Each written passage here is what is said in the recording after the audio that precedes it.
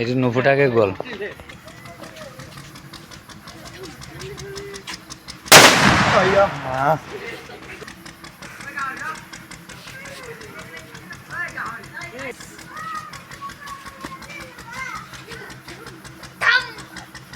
গোল।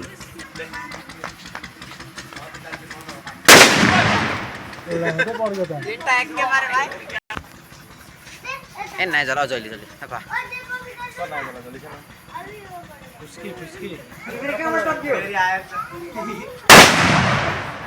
ওই কিমান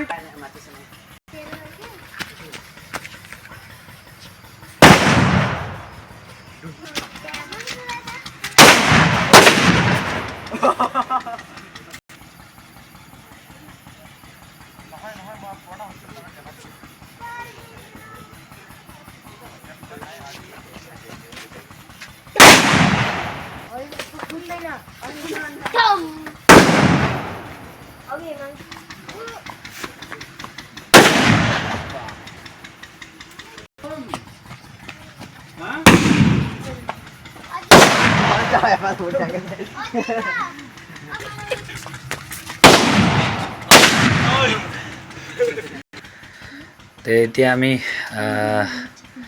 সম্বৰ্ধনা পৰ্বটো আৰম্ভ কৰিবলৈ গৈছোঁ। আমাৰ শদিয়া ছেকেণ্ড টপাৰ প্ৰথমতে আছে যুগন দাহাল, যিয়ে গোটেই শদিয়াৰ ভিতৰত দ্বিতীয় স্থানত পাবলৈ সক্ষম হৈছে আমাৰ সোণপুৰা আদৰ্শ শিশু নিকেতন বিদ্যালয়ৰ পৰা।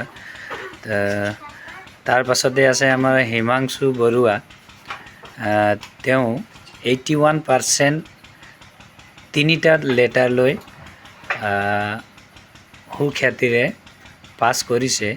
তাৰ পাছতে আছে আমাৰ সুখ্যা আচাৰ্য, তাইও সুফল অৰ্জন কৰিবলৈ সক্ষম হৈছে 75%। তাৰ পাছতে আছে আমাৰ শশাংক আচাৰ্য, তেওঁ ভাল পাৰ্চেণ্টেজ পাইছে, ফাৰ্ষ্ট ডিভিজন এবভ পাৰ্চেণ্টেজ পাইছে। তো তেওঁলোকক আজি আমি এই বেলাতে সম্বৰ্ধনা পৰ্ব এটা কৰোঁ বুলি নিমন্ত্ৰণী দিছিলোঁ, নিমন্ত্ৰণী মতে তেওঁলোক পাইছেহি। তো মই প্ৰথমতে সম্বৰ্ধনা জনাবলৈ অনুৰোধ কৰিছোঁ আমাৰ শিক্ষক তথা গাঁৱৰ সন্মাননীয় ব্যক্তি তথা তেওঁলোকৰ শিক্ষক তথা আমাৰ বিদ্যালয়ৰে শিক্ষক শ্ৰীযুত নাৰায়ণ অধিকাৰী, তেওঁ সম্বৰ্ধনা জনাব আমাৰ যুগন দাহালক, যিজনে 93.5% ল'বলৈ সক্ষম হৈছে।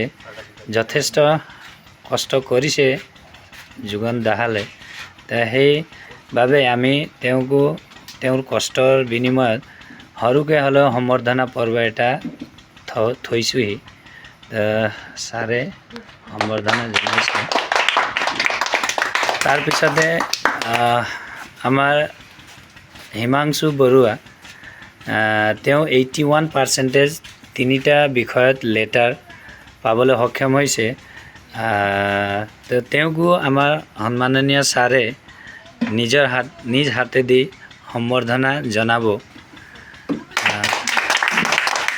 তাৰপাছতে আমাৰ ষ্টুডেণ্ট, আমাৰ সোণপুৰা আদৰ্শ শিশু নিকেতন বিদ্যালয়ৰ ষ্টুডেণ্ট তথা আমাৰ ভনী সুখ্যা আচাৰ্য, তাইও 75% বা 75% পাবলৈ সক্ষম হৈছে। তাইকো সম্বৰ্ধনা জনাব আমাৰ সন্মাননীয় ছাৰ শ্ৰীযুত নাৰায়ণ অধিকাৰী দেৱে।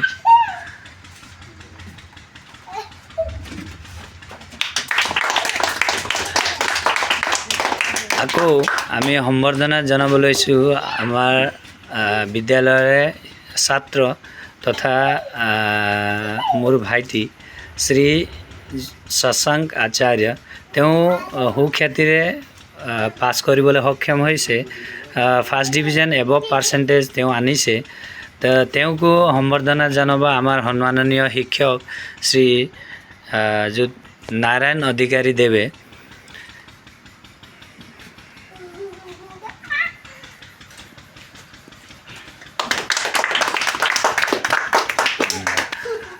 আমাৰ মাজত আছে ভাইটি লক্ষিত বুঢ়াগোহাঁই।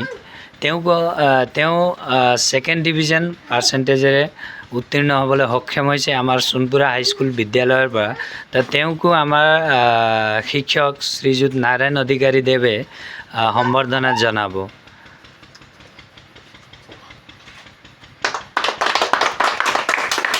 ধন্যবাদ। আমাৰ সম্বৰ্ধনা পৰ্বটো ইমানতে সামৰণি মাৰিলোঁ। এতিয়া আমি ছাত্ৰ ছাত্ৰীসকলক সোধোঁ যে তেওঁলোকে কেনেধৰণে নিজৰ প্ৰস্তুতি চলাইছিল। প্ৰথমে আমি যুগন দাহালকে সোধোঁ।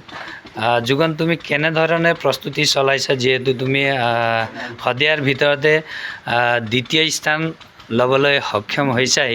যথেষ্ট আনন্দৰ বতৰ, আমি যথেষ্ট সুখী হৈছোঁ। বিদ্যালয়ৰ ছাৰ সকল মেডামসকলো যথেষ্ট সুখী হৈছে। তো তুমি কি ক'বা আৰু ভৱিষ্যত প্ৰজন্মৰ কাৰণে তুমি কি উপদেশ দিয়া? হয়, সৰ্বপ্ৰথমতে সকলোকে নমস্কাৰ জনাইছোঁ। আজি এই ফলাফলটো লাভ কৰি অত্যন্তই আনন্দিত হৈছোঁ। আৰু মই ভাবোঁ যে মোৰ পিতৃ মাতৃ আৰু শিক্ষক শিক্ষয়িত্ৰীসকলৰ অসীম কষ্ট আৰু অৱদানৰ ফলত মই ফলাফল লাভ কৰিবলৈ সক্ষম হৈছোঁ। আৰু মই ভাবোঁ যে পঢ়া শুনা মানুহৰ জীৱনৰ এটা অংশহে। ইয়াক যদি আমি জীৱনৰ অন্য কামবোৰৰ লগতে তাৰ লগতে আমি যদি ইয়াক তাৰ লগতে তুলনা কৰি যদি আমি পঢ়া শুনাও কৰি যাওঁ, তেতিয়া আমি জীৱনত কিবা এটা ভাল কৰিব পাৰোঁ। আৰু মই ভাবোঁ যে আগন্তুক দিনবোৰতো এই ঠাইডোখৰ পৰা অন্য ছাত্ৰ ছাত্ৰীসকলেও ভাল ফলাফল কৰি আমাৰ শদিয়াৰ নাম যাতে শীৰ্ষস্থানত উপনীত কৰাবলৈ সক্ষম হয়। গতিকে ধন্যবাদ। ধন্যবাদ যুগন দাহাল। এতিয়া আমি আমাৰ হিমাংশু বৰুৱা, তেওঁৰ পৰাও দুআষাৰ শুনো বুলি অনুৰোধ কৰিছোঁ। তো হিমাংশুৱে কি কয়? যিহেতু তুমি 81% পাবলৈ সক্ষম হৈছাই, এতিয়া তোমাৰ পাছত যিসকল আমাৰ ছাত্ৰ ছাত্ৰী উঠি আহিছে, ক্লাছ 10ত পাইছেই, তেওঁলোকক কি বাৰ্তা দিব বিচাৰা? ক্লাছ 10টো ইমান টানো নহয়, সহজো নহয়। মাথো কষ্ট কৰিব লাগে, কষ্ট কৰিলে ফলাফল ভাল পাবই। সেইকাৰণে উঠি অহা প্ৰজন্মক মই নিজক কষ্ট কৰি ডিচিপ্লিনত আৰু ডেডিকেশ্যনত ভালকৈ যাবলৈ আগবাঢ়িবলৈ। ধন্যবাদ হিমাংশু বৰুৱা। এতিয়া আমাৰ ছাত্ৰী সুক্সা আচাৰ্যৰ মুখৰ পৰা দুআষাৰ শুনো বুলি অনুৰোধ কৰিলোঁ।